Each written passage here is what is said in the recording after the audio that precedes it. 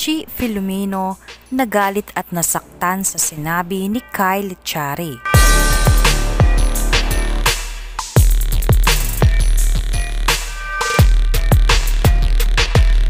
Mainit na pinag-uusapan ngayon sa social media ang reaksyon ni Chi Filomeno sa nasabi ni Kyle Echari sa noontime show na It's Your Lucky Day.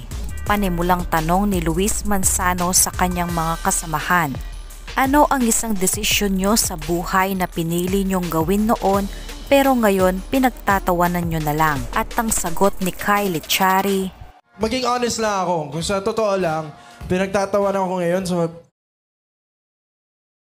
mga ginawa ko ng PBB. Kagaya ng muling tinanong ni Luis Manzano kung anong pinagtatawanan ni Kyle noong PBB days nito. Ngunit hindi direktang sinagot ni Kyle ang tanong. Panoorin nyo na lang po. Nasa YouTube pa rin yan, ha? Ayon naman kay Kyle Echari na hindi niya naman raw pinagsisihan ang mga bagay na nagpangiti sa kanya. Lagi kong sinasabi, never regret something that made you smile.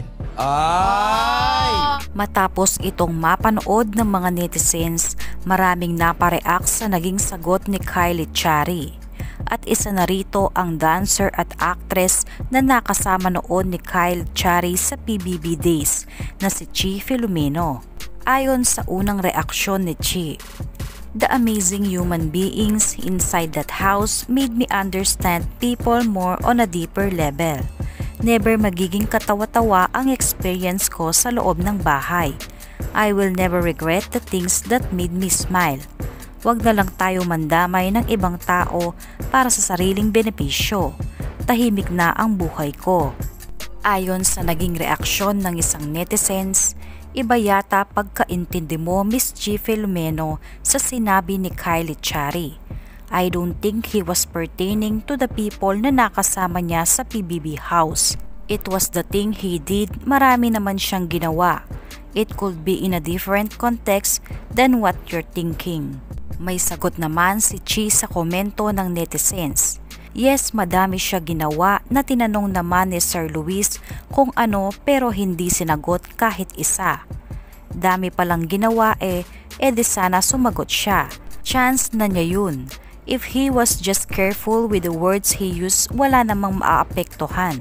Tao lang din ako, masasaktan at masasaktan. I did nothing but protect his name because I still care. Pero parang ang tagal naman ng pangbabastos po to. Claiming you have a crush on him is not protecting his name.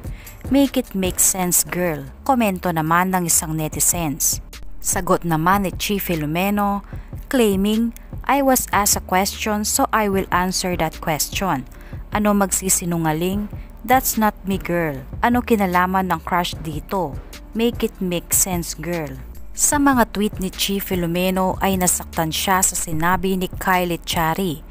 Kung matatandaan noong PBB days nila ay si Chi ang kanyang laging kasama sa loob ng bahay ni Kuya.